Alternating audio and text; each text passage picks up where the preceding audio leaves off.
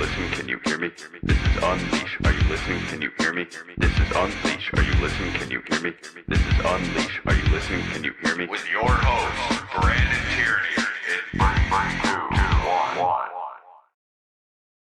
All right, what's going on, everybody? BT Unleashed with you on this. What do we got today, J-Rod? A little Tuesday, and we got a good one for you today. Donnie's going to join me in a little bit. I'm looking forward to having Don on the show. He's an absolute wild man, probably a little more calculated than you think. I mean, these viral rants that Don has put out over the years, but, you know, he's a really smart guy, really funny guy, really good guy. So we'll get into a bunch of things, maybe a little rock and roll versus rap.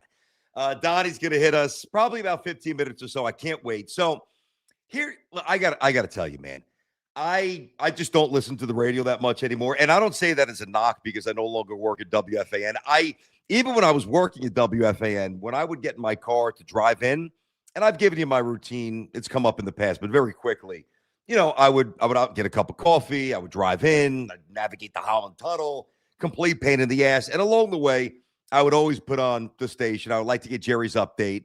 Thought that was always pretty good. And then, you know, bounce around a little music, a little politics. And then on the way home, you know, after emptying the tank for 4 hours with Lunatic Sal, you know, last thing I want to do is really get into more sports radio.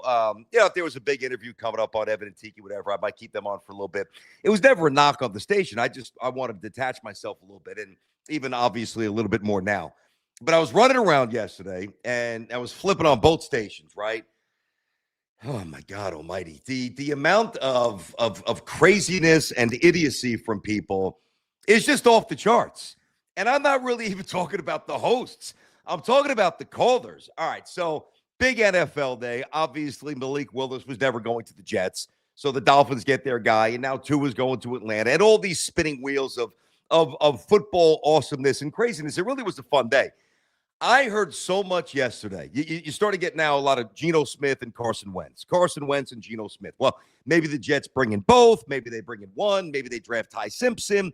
Maybe they do what the Giants did a year ago, which is what I mean by maybe bringing in both. Either way, do you guys understand that the evaluation of Geno Smith, which I'm hearing now, it's embarrassing.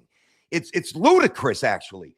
Because so many of the people, and now I'm talking about a couple of hosts, I won't mention the names, but now people who are complaining about Geno, right? Oh, the Jets. Do you really think that they watched every snap when he was playing for the Jets? Some of them may have, but I can promise you that I did, all right? And I can also promise you, and I had to write down the list. It's not a short list here, guys, right? I had to write down a list here. Since Geno got popped in the face by IK and eventually was sent packing, right? I have watched these guys play football. McCown, Bryce Petty, Young Darnold, Falk, Trevor Siemian, Flacco. Of course, he was washed with us, and then with other teams he played well. The circus that was Zach Wilson. Mike White can spin it, sure. Timmy Boyle can spin it, sure. A hobbled Aaron Rodgers. Justin Fields, who can't throw a 10-yard straight. Tyrod Taylor, capable backup, whatever. And Brady Cook, who may be the worst Jets quarterback that I've ever laid my eyes on. Maybe outside of like a Brooks Bollinger back in the day. And why I preface it and the way I jump into the conversation the way I did is because I think many of you are being led by emotion. Those of you who are opposing Geno Smith, I'm not hearing, at least I didn't hear yesterday. I wasn't listening the whole day, to be fair. I'm not hearing, well, he can't play, he's inaccurate, he's horrendous, even though he didn't have a great season. Admittedly, what I'm hearing is, I can't do it again. Oh, God, Geno, we already did this.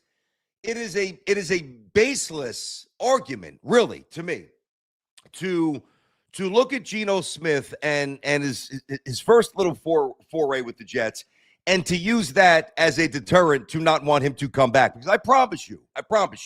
Now, I'm not getting on the top of the mountain saying that the Jets will suddenly be really good and that Geno's going to throw 35 touchdowns. He's not. He's not that guy. But what Geno Smith would bring right away, I promise you this, is something outside of when Rodgers was actually under center, would be capable, intelligent quarterback play. And here's something you got to understand, right? So I'm all for it. I mean, if you can't figure this out yet, I would love for Geno Smith to come here only because of the options. Now, I told you Malik Willis to me was much more interesting. I think he's going to be a star. I wanted no part of Tua. Carson Wentz, I mean, there's a chance he's going to be here. I don't want him, but I think there's a chance he's going to be here. Anyway, the point is there's a dearth of options. There's just not really a lot of stuff to do. So I've got to weigh that and my energy about the entire Geno experience, and I've got to strip away the emotion, and I've got to come to the conclusion, can he play or can he not? And Geno Smith is at the very least an average NFL quarterback. He's going to throw a high completion percentage. And, oh, yeah, by the way, he's going to be playing behind a much better offensive line. I was doing some digging this morning, right? And there's a lot of different outlets that do this. But so PFF last year had the Raiders literally graded as the worst offensive line. Now, the Jets lost Simpson. AVT has gone to the Pats, of course. I didn't think he was going to stay. I was kind of hoping maybe they would figure out like a one-year deal. But if he got a lot of money, you knew that he had to go and he was going to go. I don't blame him. But where are the other options, man? You want to watch Derek Carr play football? I don't want to watch Derek Carr. I don't want to watch any of these guys. I really don't even, I swear, don't even want to watch Geno Smith. I don't. But think about those names I just hit you with, guys. McCown, Petty, Luke Falk, Trevor Siemian. Come on. I mean, Mike White, Timmy Boyle, Timmy can spin it. Oh, how did I say that? Brady Cook. I mean, a guy's going to go under center, all right, with a good old line if he's the answer. And I actually think that he will be, right? With a good running back, actually two good running backs, a good offensive line, Garrett Wilson, pretty decent receiving tight end core. And I'm not saying that this is like going to get the Jets from here to there. But to me, the gross misrepresentation of who Geno is, I mean, sometimes I listen to some stuff. I'm like, does anybody watch football anymore? Like, does anybody know what they're talking about anymore? My good God.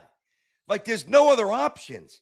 The guy threw for 3,000 yards, 67-ish percent completion percentage. Compare that to what you watched last year. He would be an upgrade. That's all I'm saying. So I don't want to get preachy. I don't want to yell out of the chute. I don't like to yell about things that aren't really that important. But, I mean, this is kind of important because I think so many of you are being led around by the nose or by the tail by a narrative that I don't give a shit about. I don't care that Geno wasn't that good with the Jets. I don't care that a teammate came up and popped him in the chin. I don't care. What I care about is bridging the gap of probably 1 or 2 more years of pathetic football, right? Bridging the gap with somebody who can at least look at 11 guys in front of him and have a freaking clue in terms of diagnosing what they were about to try to do to him. So that's it. Again, he's not going for 35 TDs and top 5 in the MVP. He had a couple of good years with Seattle, no question, and he rehabilitated his image. Evidently not enough for the Jet fan to want him. So as I parse this, and I get to my guy Donnie here, can't wait to have Donnie on in a second. I want to make sure I'm clear. It's not that I want Geno. It's not that I'm chasing Geno. It's not that I'm craving Geno. I'm just weighing it against the other circumstance. I don't want to watch Carson Wentz. I know that Geno's better than Carson Wentz. So I start there. Like if somebody else enters the hopper, then I'll say, all right, is Geno better? Like if somebody gets unexpectedly cut, is Geno better than that guy? Then I'll reevaluate it that way. But my God, I mean, everybody whining and bitching and moaning, Geno this, Geno that. Please. He'd be like Joe Namath compared to some of the scrubs that we've watched for a while. All right. Without further ado, this guy's a legend, man. He really is. And I love him. He's really good at his job. He's a really good dude. He's absolutely out of his fucking mind, that I say that in a really good way. He's smart. Don't let those rants fool you. This guy's a smart dude. And he's now actually doing his dream job along with the radio, the voice of the Devils on TV. So it is an honor to welcome to Unleashed. What do we got? We had Sal, we had Kay, we had Patino. My fourth guest, Don the Greca. Donnie, what's going on? Look at this guy. What's up, Donnie? How are you, man? Good to see you again, brother. Yeah, man. Good to have you. I appreciate you doing this. I know you were running around this morning. You had some appointments, so I appreciate you squeezing in. To me, Donnie, I don't look at this as an interview. I look at this as a conversation. I love to just kind of, you know what I'm saying, catch up on stuff. So I'm going to hit you with this. We talk about Donnie Baseball, right? Donnie Pucks, to me, is one of the coolest nicknames that I feel like it's gone away a little bit. I think it was really used a lot back in the day. Number one, who gave that to? Was that Kay? Where'd you get that it was from? Wally Matthews. It was Wally. Yes. Wow. Oh, my God. The early Wally 10, 50 days. Yeah, Wally's a great dude. One of my favorite people. Me too. Me too. One of the only people that wanted to punch me in the face, and I still love him.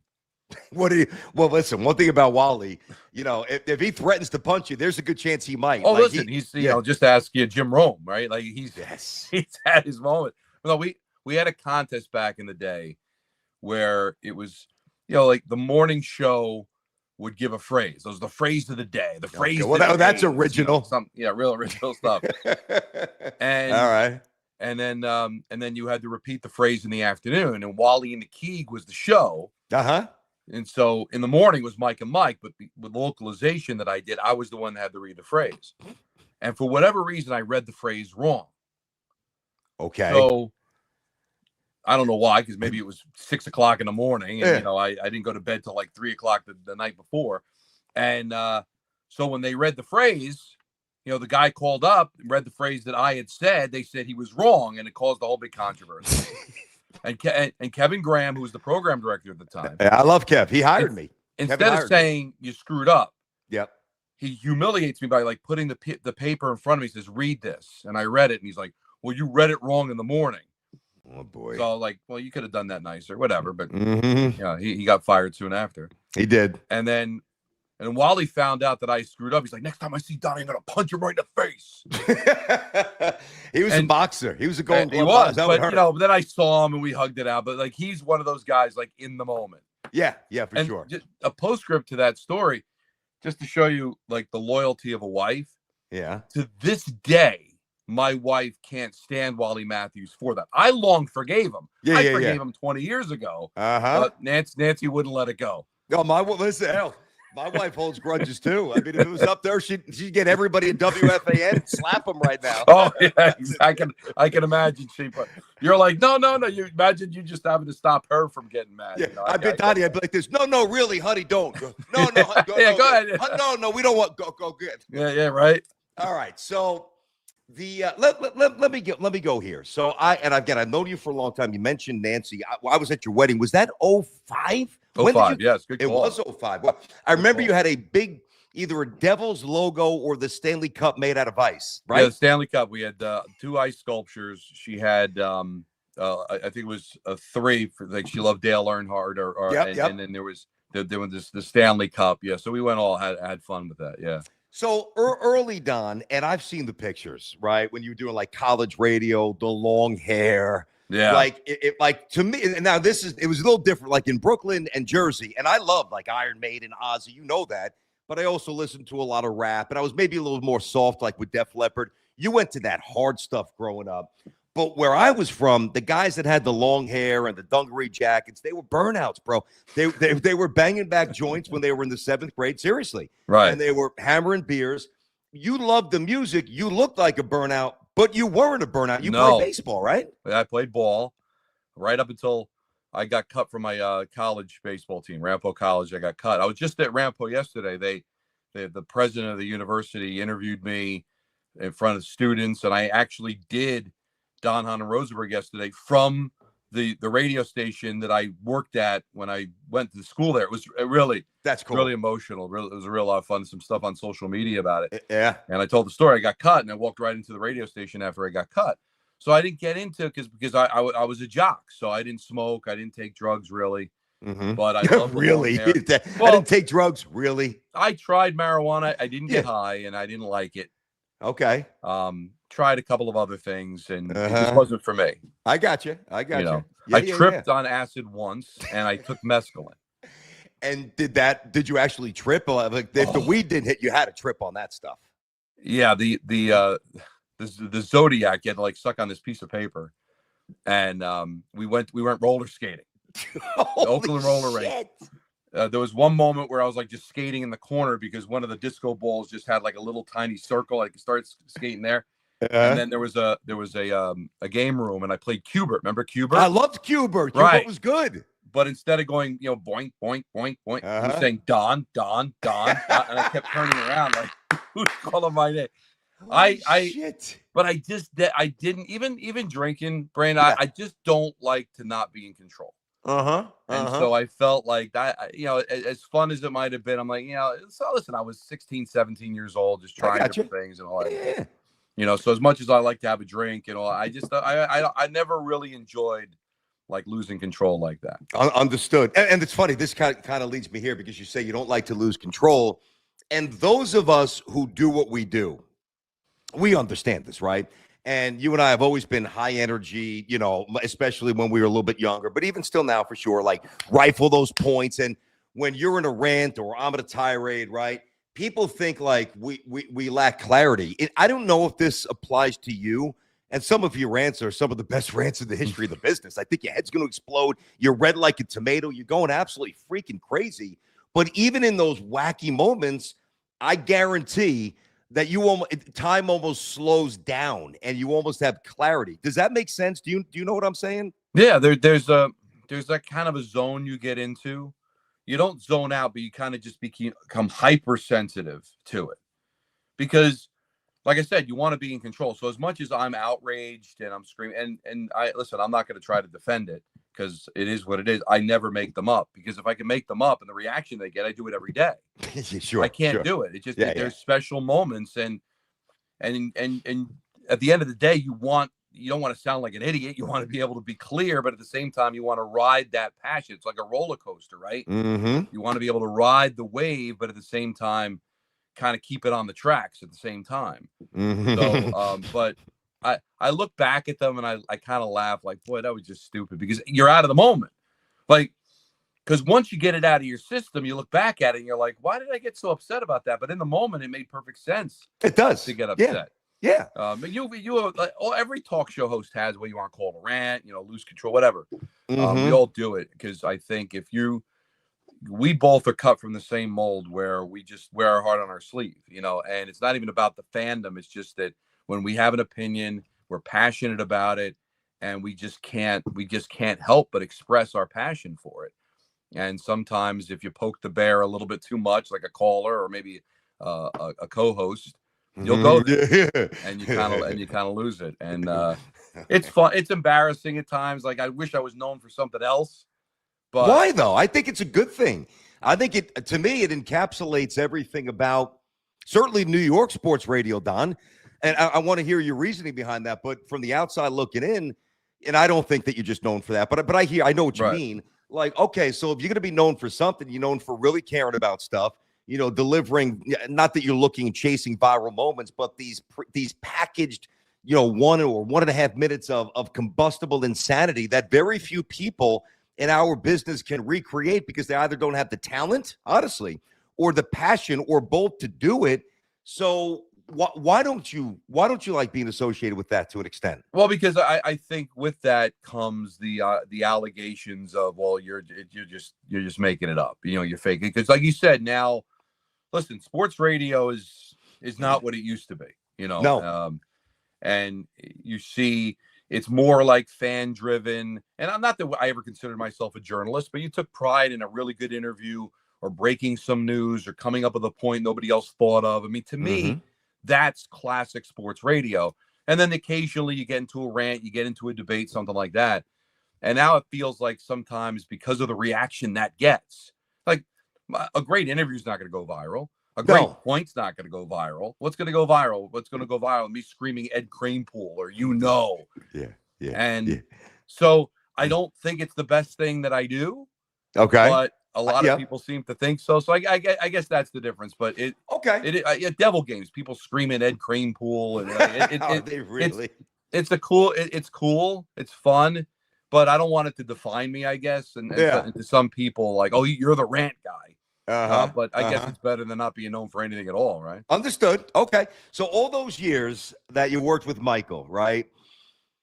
I know a little bit, but I haven't been around you day to day in forever. I mean, we were at the same station for 10 years or so. Listen, full disclosure, I love Michael. I had Michael on the show the other day, as you know, right?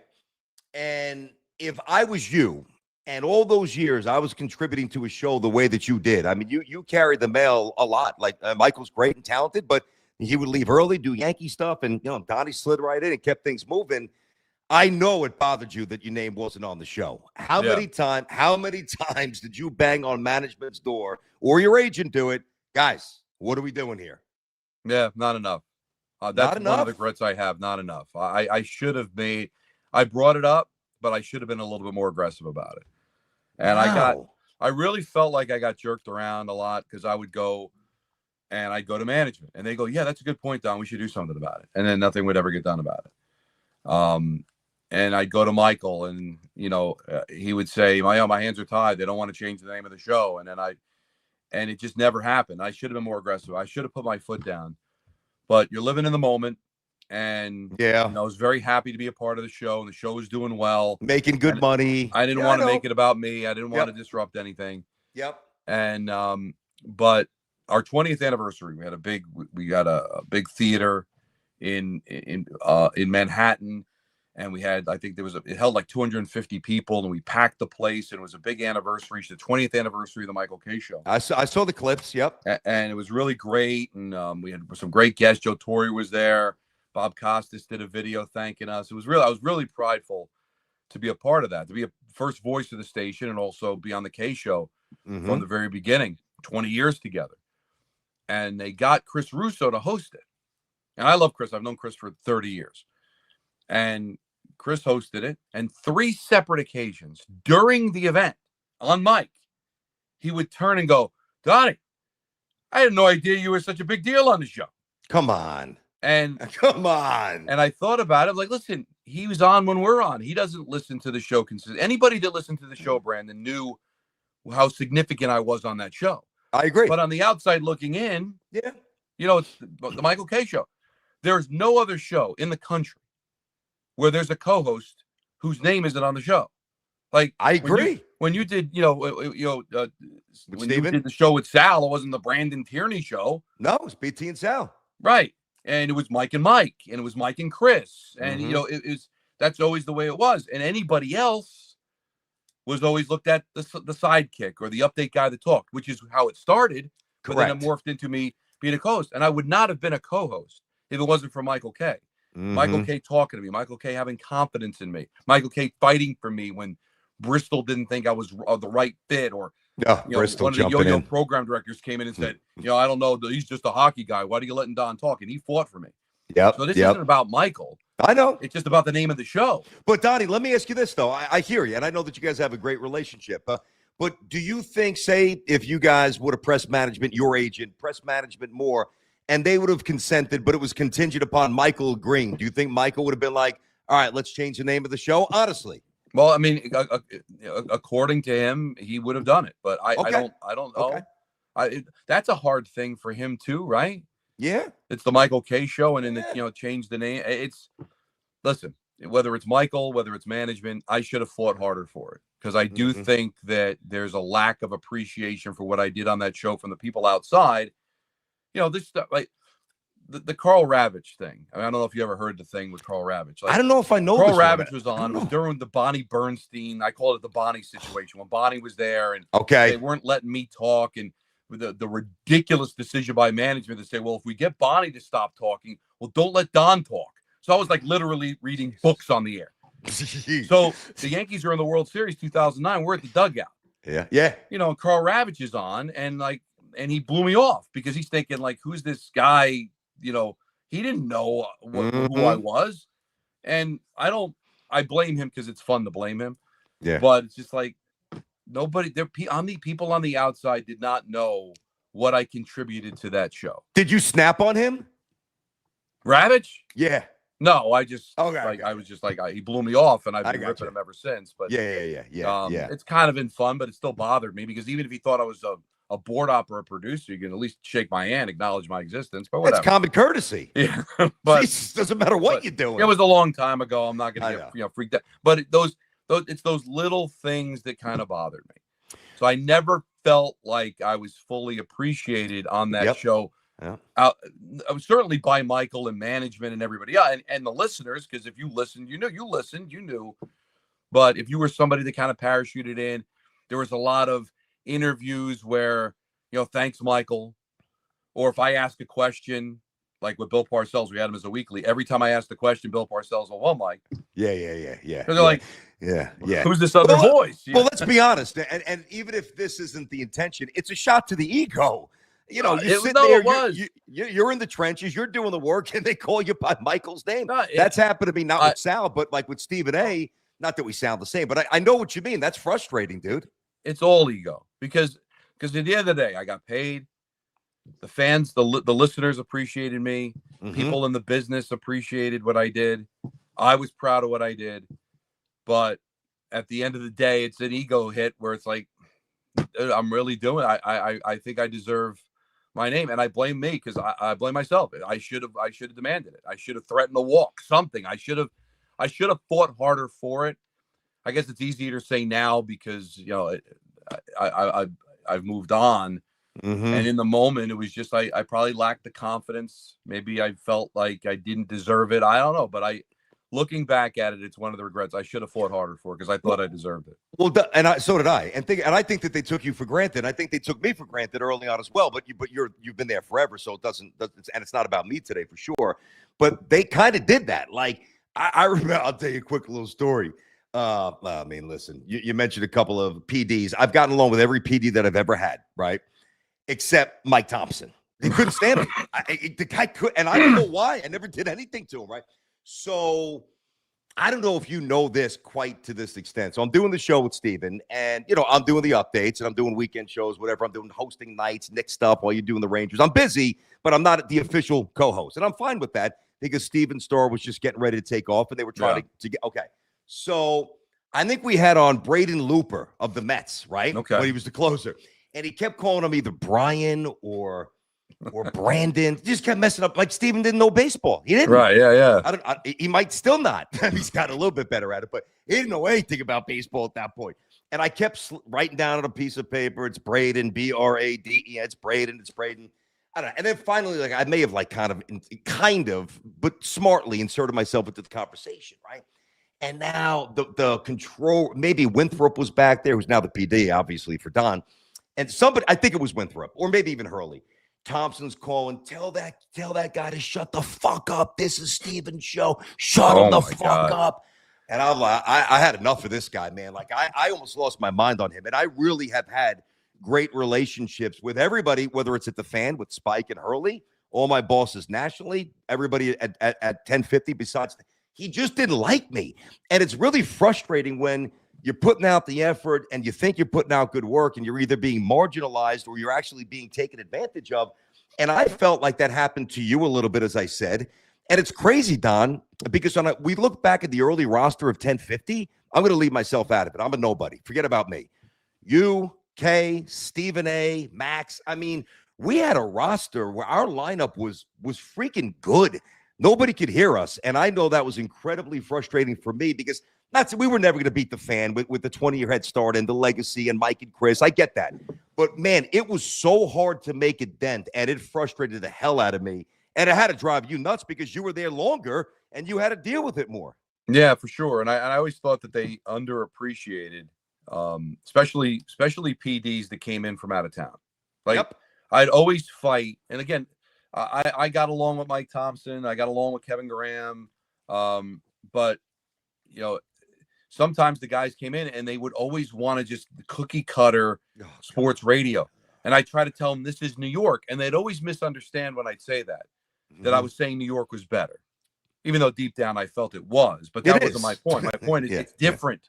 All right. It's different. We've got 9 professional sports franchises and they all have a place and all 4 sports can be talked about.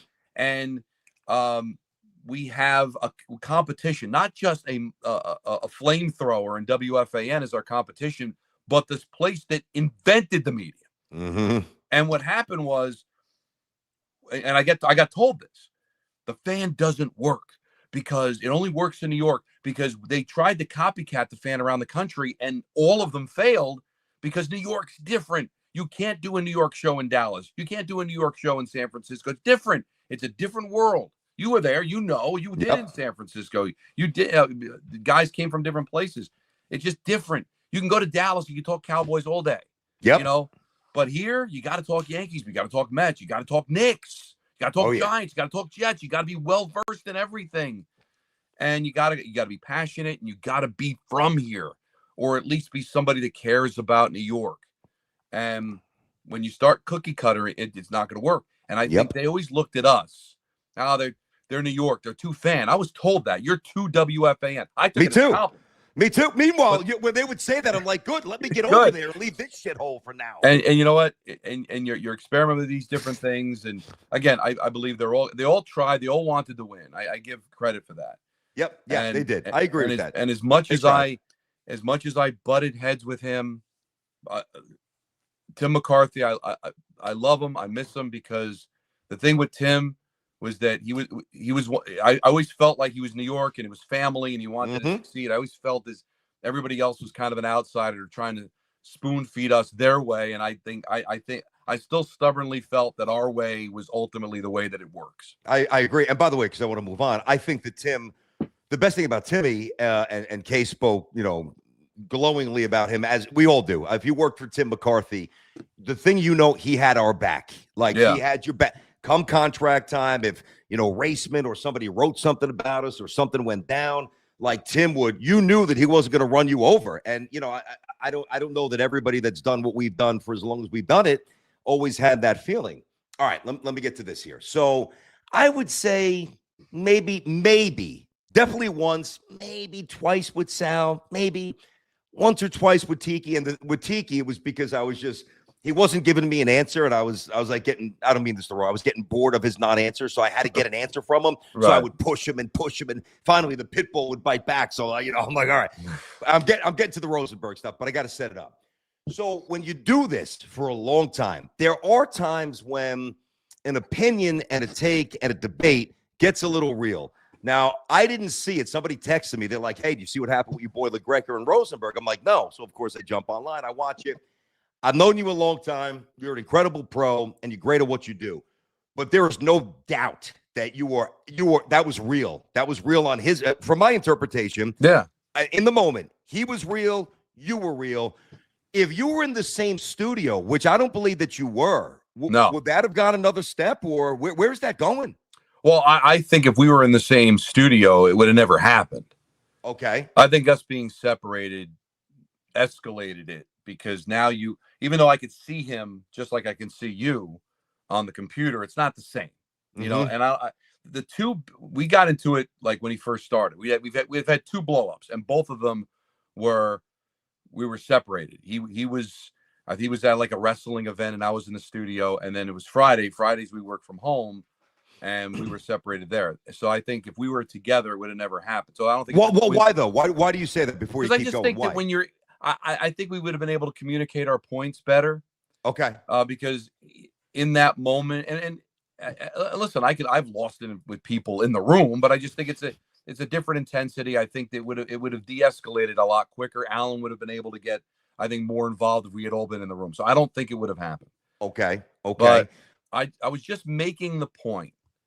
We talk a lot of music on our show because we're all very passionate about music. Yeah. And if you don't mind the quick history, hit me up. That's what we have you on the show for. Donnie. There are great songs about fathers and daughters, but are there any great songs about fathers and sons? Cats in the Cradle. A song, Father and Son by Cat Stevens. I don't know if you know it. I love Cat Stevens. Yeah, and so it's a great song. And so Alan wanted to stir it up. Peter brought it up as that maybe being the only really great song about fathers and sons. That makes you cry, makes you emotional. Mm-hmm. And Alan wanted to be that guy and said he didn't like the song. So Alan thought we were going to jump him. And then it just occurred to me, and I said, and I was trying to stir it too.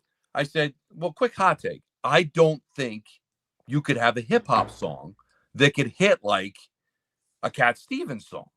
Okay. Meaning, like, I just don't. And then if I was allowed to continue, and I could teach like metal, like you're not going to have a heavy metal song about fathers and sons. It doesn't work.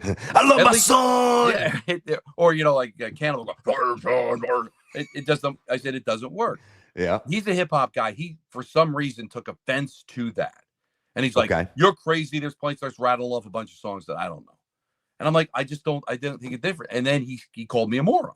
Yeah. And so that, that got. And he didn't mean anything by it. We've talked a lot off the air about it. And that's when I was like, dude, we're just having fun here. And now you're going to like name call.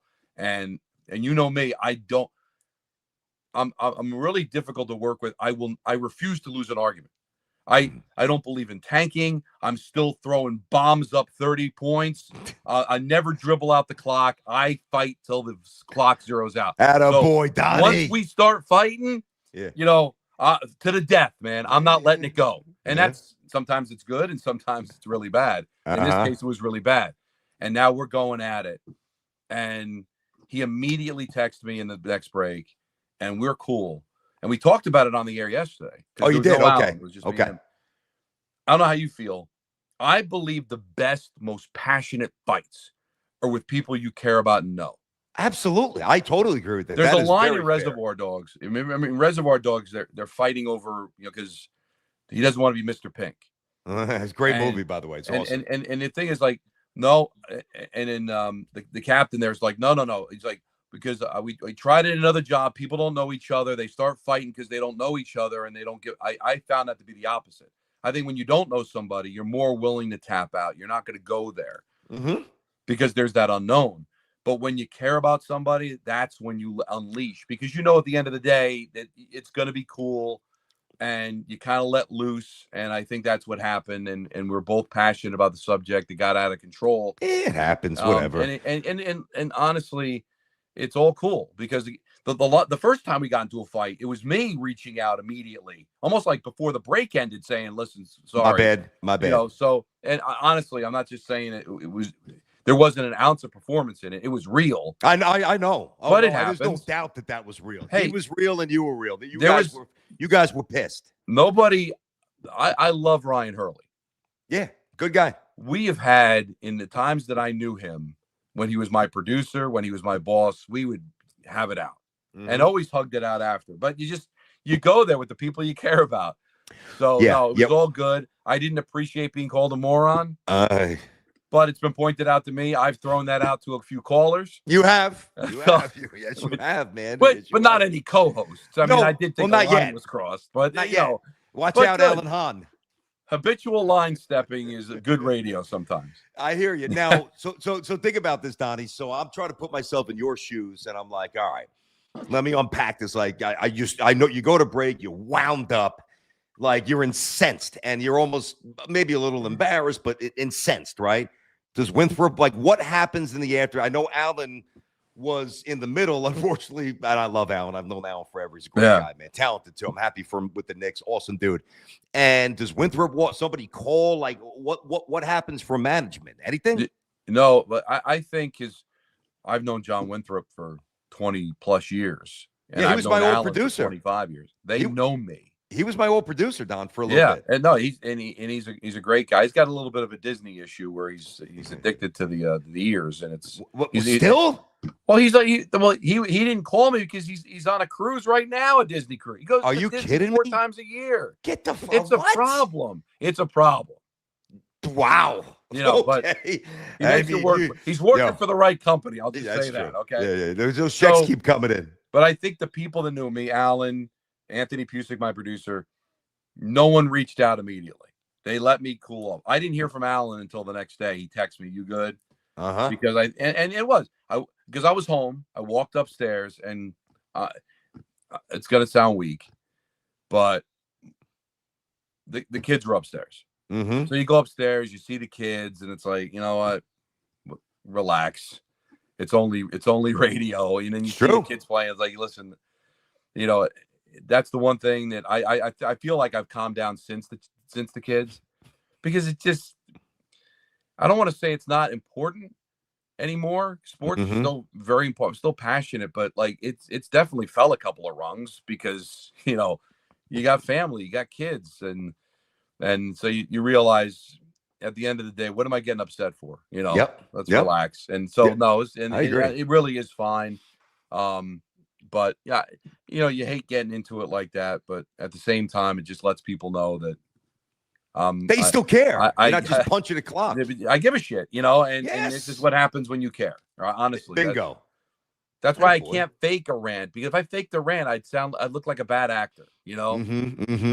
I don't know, with that hair, you might look like a very distinguished actor. Look at this guy's hair. Look at the beard. I mean, I know. Look at this. You look good, man. You look pretty good. No, you have not changed. I don't know whether it's because of the bald or whatever, but you have aged terrific. And listen, man. I'm 58 years old. I had a mole removed today. That's why I wasn't sure what time I get there, because that's where we're at now. Was it on your ass? That mole doesn't look good, Don. We better take a look at it. This is was it like Ginny Sack? Was it a Ginny Sack bowl on the ass or no? No. It was just right on the side, but it's all right. But no, I can't kickbox for a week though. That's driving me crazy. So yeah, you were saying that you got into that. Now, or do we have a belt yet, or are we just doing some workouts? No, it's just a workout. There's no belt, gotcha. but I've gone. It'll be 3 years in May. Wow. And I've gone to over 500 classes. It's awesome. That's great. We're around the same. Well, what we do I for don't know. Whoa. You're ticking towards 60. I kind of just turned 50. Give me a little room here, Donnie. Well, we're close. I know. I'm just fucking with you. I'm just messing around with you. You said you're 50. Once you get past 50, what's 5 years? I mean, not much. Nothing. And we're both the same. We were both athletes. We both played ball. And then you start to slow down, and we have a job where you sit for hours and hours, right? So it's probably good to get into a little something. Got to get the blood flowing. If somebody, and I'm not even talking about Alan and Peter, I'm talking about just general theory applied to our industry pertaining to you. Program director X says, all right, Don, we want you to do a show. 2-person or 3-person? You got to want to do the 2-person show. 3 people's tough, right? Well, 3 people's tough.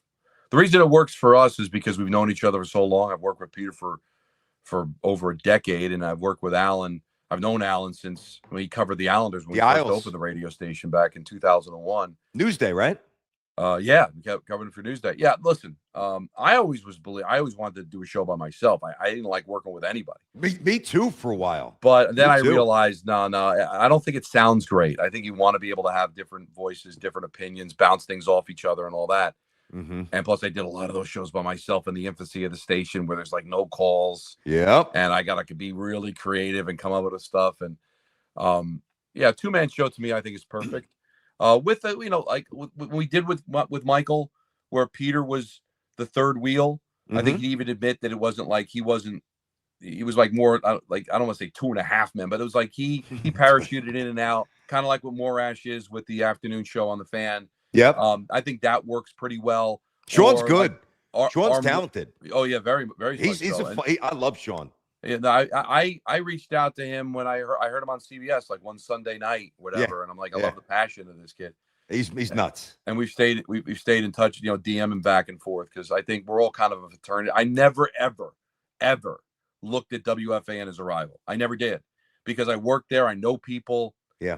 So I feel like we're all in the same fraternity, right? Like, yeah, well, I'm in none right now. League, No, I'm in no fraternity because I'm sitting in my home doing a show. I'm not playing for a team except Unleashed. Complete bullshit. And I'm glad you heard me go off on that. I did. And I appreciated that. And that whole deal bothered me because it was set up as me taking a shot at Carton, which I wasn't.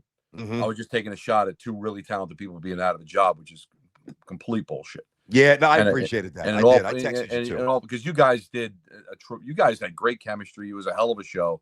I really enjoyed listening to you. Not just because we were friends, but because I just think you guys did a really good show. And I knew Sal too, but it was a good show. And I just thought it sucked that you guys were in the position that you're in. But you're both exceptionally talented. You'll land on your feet. It just sucks that you have to do that. But to answer your question, I think 2's perfect. 3, it's a lot.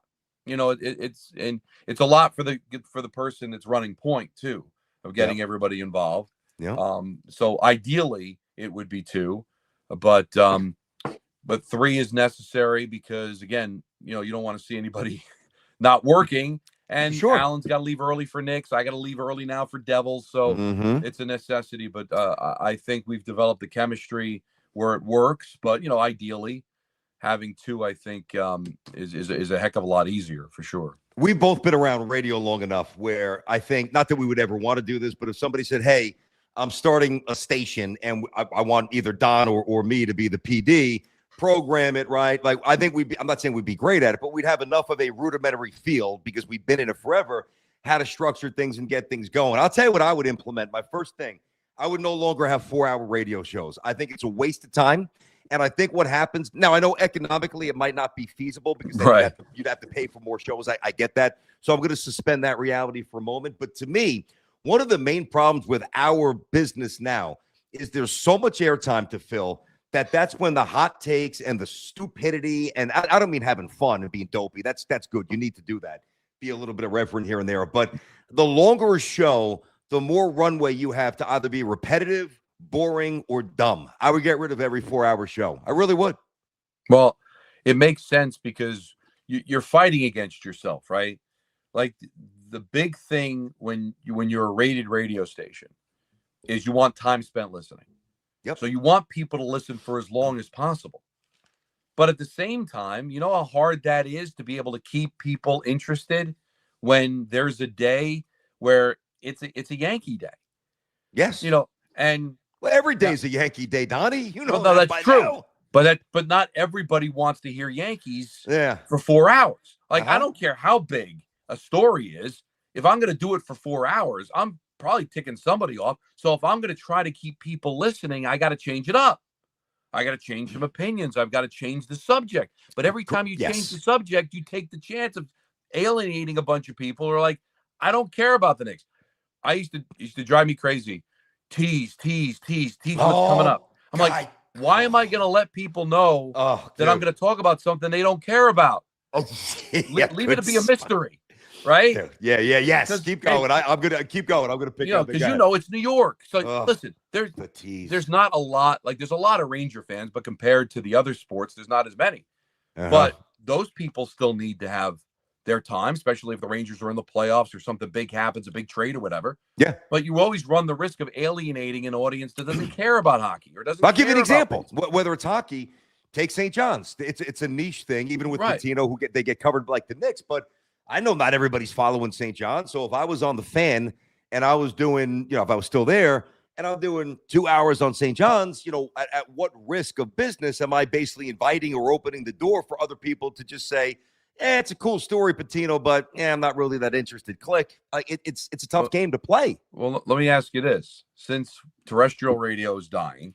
Yep. Absolutely dying. And between the competition of satellite radio and what you're doing right now, that people can go, it's like, hey, I'm a Ranger fan. I don't have to listen to Don Hahn and Rosenberg. I don't have to listen to Brandon Tierney. There's a Ranger podcast I can listen to. I can listen to the NHL channel on Sirius XM and get my hockey. So I just wonder that and a lot of the things that we're doing now are for, like, we're on YouTube. So it's for the reaction. So we do a great segment, we post it, and then that can be monetized because now people can get the hits of my rant or get the hits of an interview that we do and all. And I get more of a reaction. I don't know if you had this when you were on the Fan. I will do something and get nothing in real time. Wake up the next day and be flooded with people who watched it later. It happened. Yeah. So if we and now with how AM is dying, FM sticks are too expensive. Yeah. Are we ever going to get to the point where terrestrial radio is almost like ESPN, where, hey, maybe Michael K's on for 2 hours and that's the Yankee report? Yeah. And maybe there's a football show and maybe there's a basketball show. Probably. And you leave the morning and afternoon drives to be a little bit more eclectic because people are in their cars. But to your point of shortening shows, is it a matter of shortening shows or is it a matter of specializing the shows? Yeah, diversifying. That's a good point. I don't know. I would still lean toward the shortening. Like I got to make sure that I can make a living doing this, and so far so good. But I'm not saying it's perfect, man. But the one thing that one of the many things that I truly love about this platform, man, is that I don't have to drag on. And with Sal, it was easy because Sal's a communicator like me. We're revved up, and 4 hours would go. I would be exhausted, but it would fly by. But if I want to go on for now, I've got to end it early today. I got to go to St. John's to record the TV show, but I can go for 2 hours. Some days I have. If I don't have much to say, I've always got something to say, but if it's a little shorter than the previous day, rather than droning on and being boring and just trying to stretch it out, hey, hour 15, see you tomorrow. And to me, that's so much more appealing because I think it enables me to deliver my best stuff rather than searching and trying to fool people with these stupid teases. Yeah, I love it. Now you're live right now, right? We're live. But I can watch it later. Oh, yeah. So yeah, have you been able to figure out how many like the percentage of people that watch it live as opposed to people that watch it after the fact? I've got all the analytics. Yeah. 100%. Yeah. Oh yeah. Yeah. By the and way, so, Donnie, we're this week we're gonna hit 1 million views. no, listen, this Hit I 1 million. love the attention that it's getting, and I'm glad it's building. But this is where it's at right now. So it becomes a challenge when you do a radio show live. Now we're not rated anymore. No.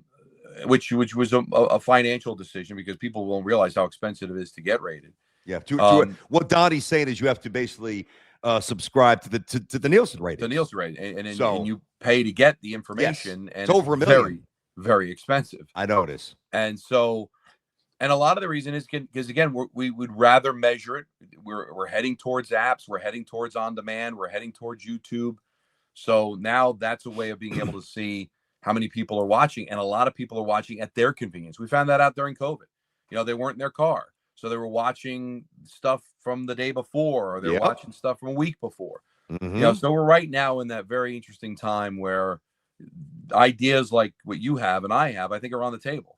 Yeah, because the old way of doing sports radio, I think, is done. It's over. Yes, I agree. Unfortunately, and I love it, and it's afforded me and you to build beautiful homes and have a lifestyle. I mean, not anymore, but I love it, and it's what I always wanted to do, and I'm never going to disrespect it. But the reality of it is, it's changed wildly. And before I forget, because I want to get to some devil stuff, and I don't want to keep you all day, even though I could. I'd love to. You can't, and neither can I. Man.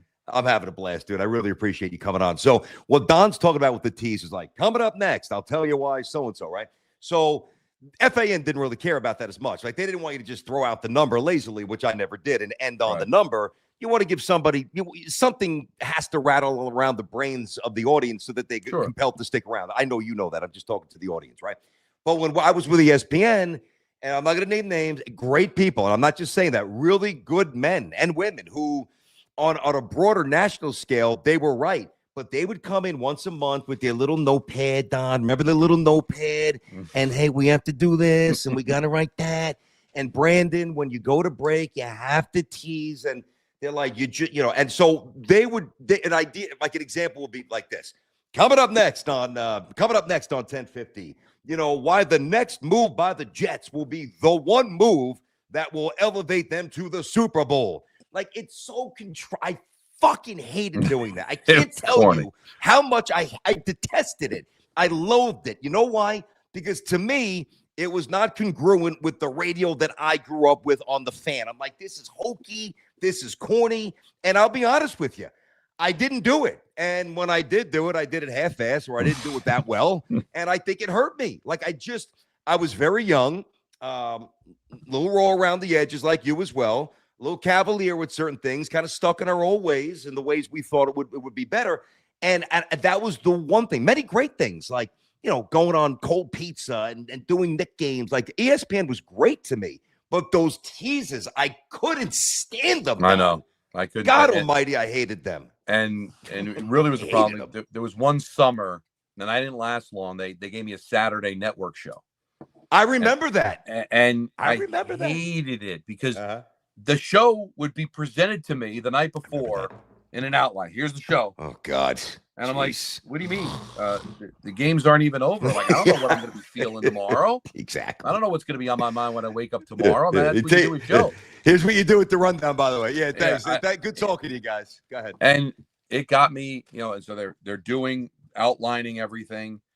And then finally, it was one day. It was when it was 2014. So it was the Olympics.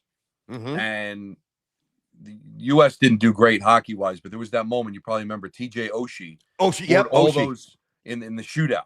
And it was in real time, was happening, and I went, and Obama tweeted them, and it was like, I did like an hour on it, and their heads exploded. And I was like, it's happening in real time. I'm not ignoring this. This is who I am. This is what I'm passionate about. Yeah. Oh, but you got to tease the Giants-Rays game that's going to be on later, and we're going to have Chris Singleton on to promote it. And I'm like, okay. No, but Chris, it's just that because, come on, man. Hey, listen, ESPN radio exists to promote TV. I've always understood that. I know it. And again, I'm in my man cave now because of it. Yep. I hear you. It's not how we grew up. It's not how we roll. And I just want to be able to be me. I think people listen because they love me. because they hate me, Mm. because they want to know what I'm going to say. I don't think They you have a wanna lot know of what hate. Alan's going to say. I don't think you have a lot of hate. Well, maybe I not. don't. But I I think do you've got a lot of people respect. hate listen. I think people enjoy listening to shows because they hate the guy. Certain shows, yes. Yeah, Yes. absolutely. I mean, Yep, I'm yep. sure that happens a lot. But Well, some people hated me and Sal, but they Right. still listen. Yeah. and I used to have a thing. It was a phrase I used. You were around for it. I would say hide the host. Oh, the host, yeah. Whenever yeah. they would have like, oh, we've got like 7 guests today. Oh, God Oh, we're going to almighty. do this. I would all hide the host because God forbid if we let the host have an opinion. God forbid I know. if we let the host show some personality. Yep. God forbid if the host goes off the rails and maybe entertains the audience for 15 minutes. Ooh. So those like little things that, and to this day, I'm not a huge fan of guests unless they're pertinent, because I Me always too. felt like guests sometimes are like segment killers. It's like, Yep. let's put a guest on so I don't have to think for that segment. Correct. Um, Correct. It's lazy. It's just A lot of times. If you don't believe in me, let me go. But if you believe in me and you like me, you like Brandon, you like Kay, you're like, let us roll, man. Let us be who we want to be. Amen, bro. It's and what drives, like, listen, Steven. Well, nobody's listening to Stephen A for information he's given on the NBA. No, not They're listening to anymore. Stephen A because he's an A+ personality. Bingo. And he's going to have hot opinions. And when he messes up, it's going to be a dumpster fire, which is entertaining. Or he's going to do something that's going to be really compelling because he's being himself. Yeah. I mean, it really doesn't even matter what he's saying. It matters that he's saying it, because that's the guy that they love. And the way he says it, his delivery. Oh, yeah, that's part of it. He's too. incredible. He's That's coming part on of the it, show. too. He's coming on the show, by the way. No, that's going to be good. Oh yeah, I can't wait. It's funny you mentioned Steven, and you were there a couple of years, and then he came in. I was there about a year after him. Did you think he was going to be a big star? I was, I thought so, and then remember he left. Yeah, he went to Fox, and I thought, all right, this is it. This is, I do remember. And then when he came back, yeah, then I started to see it grow. But no, I knew he was a big personality, but did I think he would be, because I guess what's the big four now at ESPN? It's Steven, it's McAfee, it's Greeny, and it's Van Pelt, right? It's those four. Yeah. Schefter. Yeah, but Schefter's got a job, right? He's got a job to cover the NFL. But when you talk about the guys that do a lot of other things besides their one sport, and Schefter, I got you, does some basketball. But I think those are the four guys. I don't know this for a fact, but I also think they're the four most highest paid guys. Got to be. Even though, and they should I think he would reach that level. No, I thought he would be. Yeah. Because I guess the bigger surprise to me, Brandon, is that he's branched away from basketball. That he's not just the NBA that he's asked to do and have an opinion on. So I remember texting you. I didn't want to get up in your business, but I remember texting you when there was some, rumblings out there publicly, newspapers, clicks, whatever. Hey, Don might not re-sign. How close were you to not re-signing with ESPN? I wouldn't say it was close, but there was conversation that this might be it, and it was early, so I wasn't sure what was going to happen. And but now hold on, just for clarity, when you say conversation, them communicating to you to them, or both ways? Not sure. Well, them communicating to me that we'll see. Oh, wow. Okay. I thought it was the other way around. I really thought it was you, like, not sure if you wanted to really do it. The kids, the Devils. Like, okay, go ahead. Well, no, this is before. This was even before the Devils. It was before the Devils. That's true. Yeah. That's true. Then the Devils came, and I'm like, whoa. See ya. All right, now I started thinking, yeah. Because because I full disclosure, I've told him this. I interviewed for the Devil job 3 years prior, and I lost out to Bill Spalding. They told me that I'd have to leave ESPN. Really? When I interviewed for it, yeah. And I'm like, okay, I was going to do it.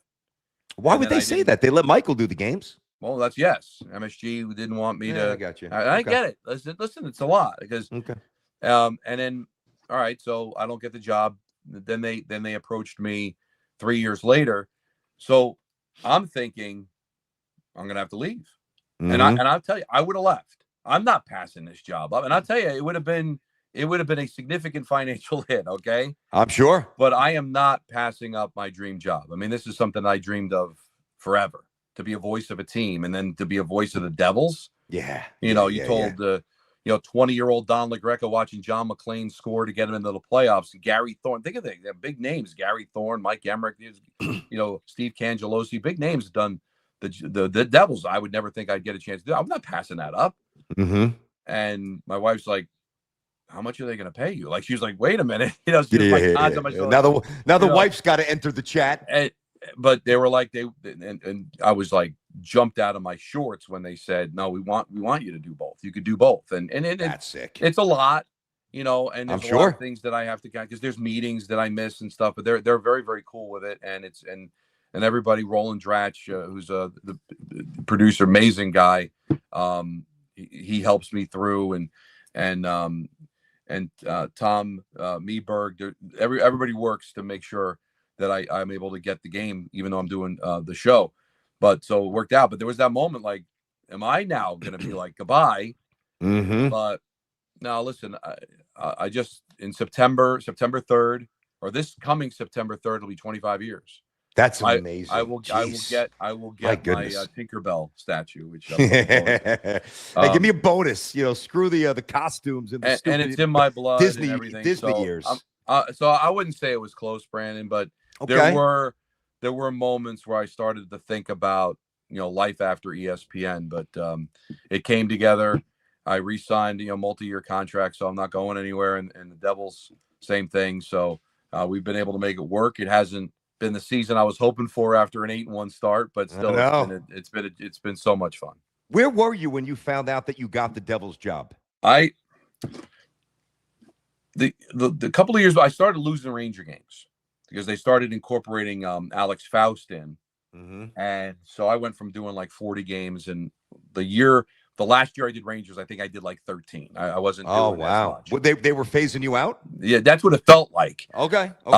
And all right. There were things going on, Alex, because Sam was leaving and Kenny was going to go, and I think they wanted to bring it. And I was happy for Alex. He had lost his job with the Kings, and he's a local kid, and I was really happy for him. So I wasn't bitter about it at all. I always looked at the Ranger gig as I was just very fortunate to have it. We both got it. You got the Knicks, I got the Rangers same time. Yeah, we both started doing play-by-play at the same time. Yeah. My mind grew because Kenny was never available. So I started doing a ton of games, and I always found myself to be very fortunate. So I was disappointed, but not angry at anybody.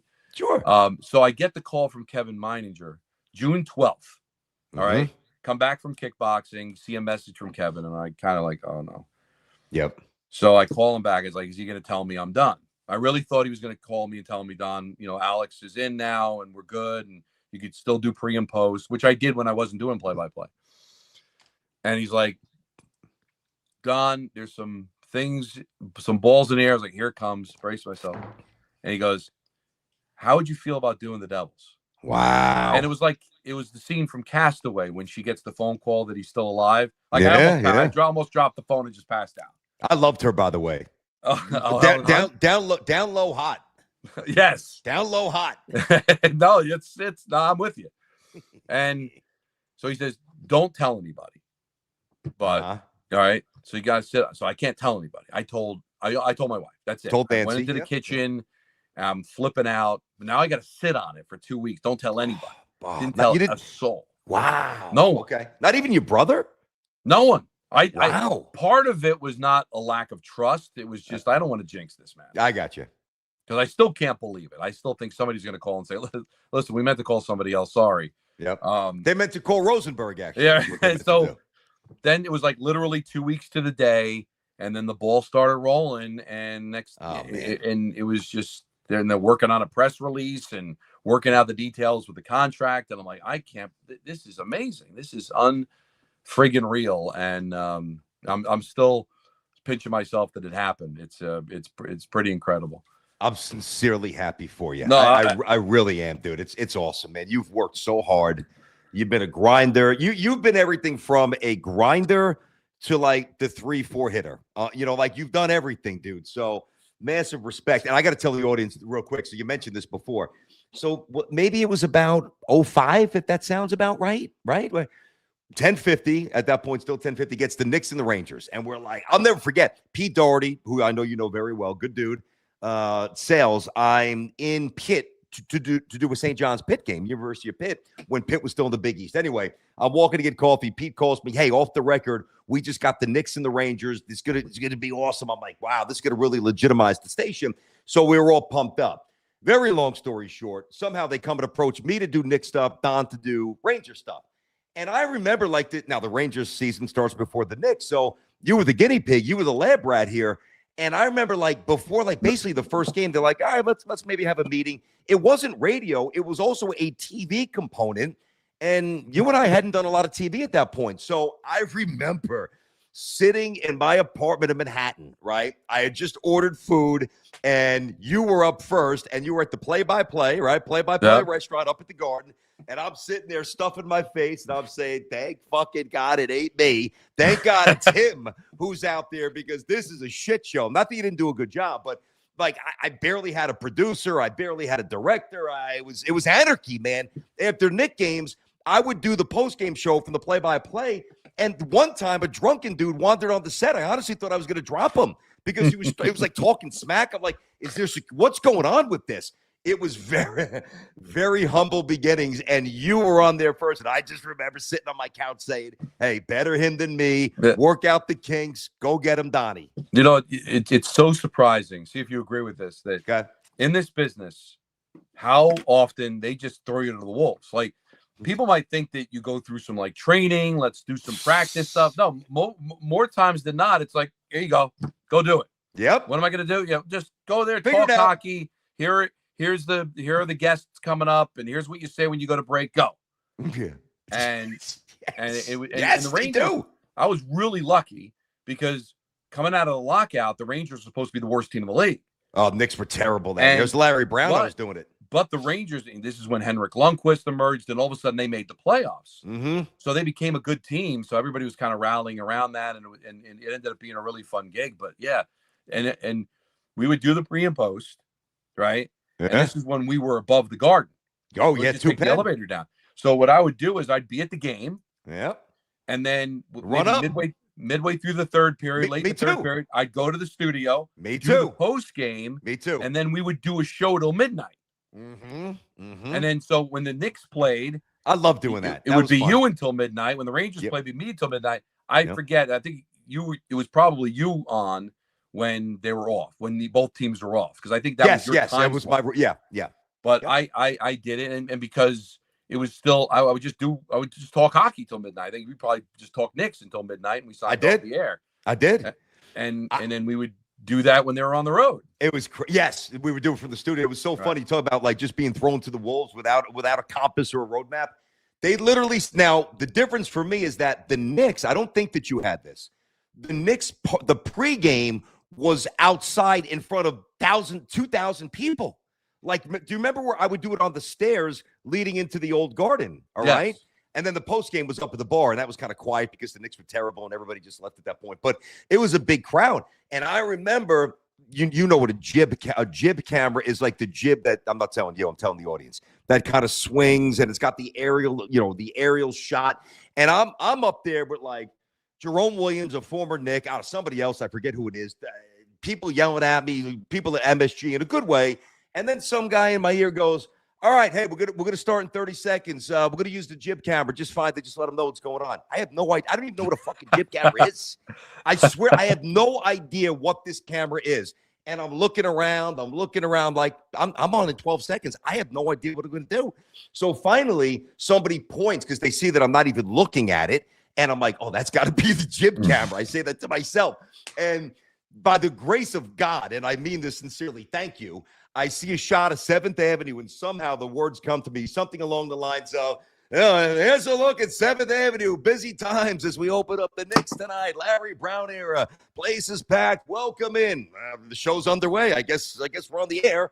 It is funny, though, how when you get a chance to do something that you're probably – I wasn't ready to do that, and probably you weren't either. No. But you figure it out because you love what you do. And you appreciate our job. And I think good people get rewarded. I'm not talking about me. I'm talking about you in this case. I think at the end of the day, Don, I think good people who respect this business, who work diligently, and genuinely try to entertain and put out a great product, they're gonna get it's gonna work out for them. I believe that. When I spoke to the students at Rampo yesterday, I said I used that it's a sign in the kickboxing dojo of hard work beats talent every time. It's true. You got to put in the work. Now, and the problem in our business is that you put in the work in the hope that you get the opportunity. You're not guaranteed. It's not like, all right, you do this for 5 years and then you do this and then you do this for another 5 years and you get here. You might put in the hard work and not get it. True. So you don't know. It's all on spec. I hope it works out. I know. But one thing I guarantee you, if you don't put in the work, you're definitely not going to get there. Amen. I always tell students, I do a lot of motivational speaking. As a matter of fact, I'm speaking at Verizon on Thursday. I won't necessarily, tell them this because they're not students, they're executives. But like one of the things that and I remember saying a long time ago was, if you're not willing, now you didn't have to do this, lucky you, but if you're not willing to get in your car and make the sacrifice, like I was in Allentown, I was in Detroit, I was in Vegas, I was all over trying to get back home. It's a little bit of a different grind, but if you don't love the business, don't waste your time, because there's a good chance you're going to be broke for a while, and there's a decent chance you're going to be broke forever. I mean, there's a lot of people we know who are still scrapping and clawing, trying to make it a little bit. And it's a very unforgiving business. But, sure, you've been blessed and you've earned it. And I'm really happy for you. I'm proud of you. I got to roll in 2 minutes to go out to St. John's. I want to hit you with a couple of, don't think about it. Just give me your first answer, okay? Yeah. Who's the Jets quarterback week 1? I think it's going to be Carson Wentz. You do? Okay. Just how many games? Frank Reich. Okay. Yeah, I got you. How many games did the Giants win this year? 8. Okay. Does Mendy make it through the whole season for the Mets? Yes. Over under 40 bombs for Soto? Under. Another MVP for Judge? Yes. How many years before the Rangers are back in the Eastern Conference Finals? 5. Knicks win the championship this year? No. I agree. Do you need a co-host? That's the last question. I'm bringing 4. Why not? Dude, honestly, seriously, man, I'd love to work with you again, man. I mean this as a compliment. You're one of my favorites. People awful announcing will put this out as Don takes shot at Brandon. This is actually a compliment. Okay. I felt like every time I did a show with you, I was doing a 100-yard dash. Like I felt it was a race to see, who was, who won the segment, who was because we were both, because that's all we were doing, man. Every time we ever worked together, it was trying to show management, F you, we should be doing this more. You're right. So I always felt like when I did a show with you, it was like we were both doing a 100-yard dash and only one of us was going to make the team. Right? You're right. I do take that as a compliment. So I would be actually looking forward to doing a show with you where I wouldn't feel that pressure of having to win every segment. Although I am very competitive. So. Oh, me too. You know that. Listen, it's funny as you said, that's an interesting example, the race, right? Because there really, as I think about this, and I've had a decent amount of partners, Stephen A. put him in a separate category, but Tiki's a very different personality. Eric Davis, who I was doing Afternoon Drive with in San Francisco, a little bit more like Tiki. So like that race, that constant churning to try to stay ahead or get ahead or keep up. I felt that with you, and I felt that with Sal, and that's it. Yeah, so that's kind of rare. So I do take that as a compliment. Thank you. I put Sal in our category of very competitive. Yep. Wanting to be right, because I think we all kind of took the same path, right? Of just wanting to do this and starting in the bowels of it and just climbing and fighting. So I hope he's doing well. I haven't had a chance to speak to him in a while. It's crazy. I saw him at a Devil game just like a few days before you guys were let go, and he's like, "Yeah, my contract's up," but he didn't seem like he was working. Is that what? Didn't you meet his nephew Joey? I remember seeing the picture. Yes. Yeah, I thought the Joey. I think I called him a fraud too, if I'm not mistaken, because I called Sal or Joey. No, Joey, because he was like, oh yes, yes, he was wearing like a Devil jersey, but he was really. He loves shoes. Yeah, he loves shoes, but he's not a Devil fan. No, he's not. No, he's not. But that me, I can't help myself. No, listen, that is part of Donnie's vernacular forever. Fraud, tomato patch, Eddie Crane pull. You've done a ton in this business, man. And again, I'm gonna say goodbye now. Really, it's very rare when I see somebody get a job And number one, I know what it means to them. And number two, I've known that person long enough to really, truly know what it means to them. So when I saw that you got the Devils gig, I was genuinely, I was so happy. Keep crushing it, bro. Thank you. I mean that. Keep crushing it. I'll get you back on at some point because I want to talk about fatherhood, some other stuff. I know you little guys play. We've looked at videos, looking at the swing and looking at the baseball stuff. How old are the kids now for you? My son just turned 11. My daughter's 9. Okay, so they both my twins are 8 already. Believe it. I know, man. And we both got into fatherhood late, which mentally I think is better. Yes, it takes a toll physically though. A little bit, especially when you try to pay bills. Well, help! Nah, I know, man. All right, dude. I love you, man. Thanks for thinking of me. You're the best, dude. You got it, man. Donnie Pucks. Look at that. Donnie Pucks in the house. J-Rod. What's up? That was awesome. I mean, that was incredible. I feel like just a great breakdown, great insight on like a side of sports you normally don't really get the background in on, Yeah, for sure. Just great talk on, something you both are knowledgeable on. And like you two are some of the only guys who are knowledgeable on it, which is experience in New York sports radio in the scene. So thought that was awesome. That was fun, man. So I got to clip it here. I got to bounce. J-Rod's going to get all this up for you, social media. I got to get out to St. Last Red Storm report. So I did have Rick on the show yesterday. A little bit more of a wide-ranging conversation. It's up on the YouTube channel. Like, subscribe, pound this, let everybody see the conversation we just had with Don. I knew you guys would enjoy that, and I was looking forward to getting Donnie on. So he was money as I fully expected. One of the great guys, one of the great talents, just a dude's dude. No false pretense. Even, you make a few bucks and you get these good jobs. He's never changed. Some people change. Don has never changed, and I love him for that. I really do. So I got to roll. I can't look at the text now because I really do have to get out to Queens, but I'll check when I get back. Drop the comments, like it, subscribe it, all that good stuff, and I will catch you guys tomorrow at 10 right here on Unleashed. Peace.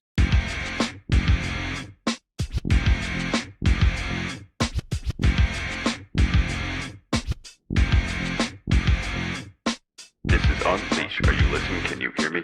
This is Unleash. Are you listening? Can you hear me? This is Unleash. Are you listening? Can you hear me? This is Unleash. Are you listening? Can you hear me? With your host, Brandon Tierney.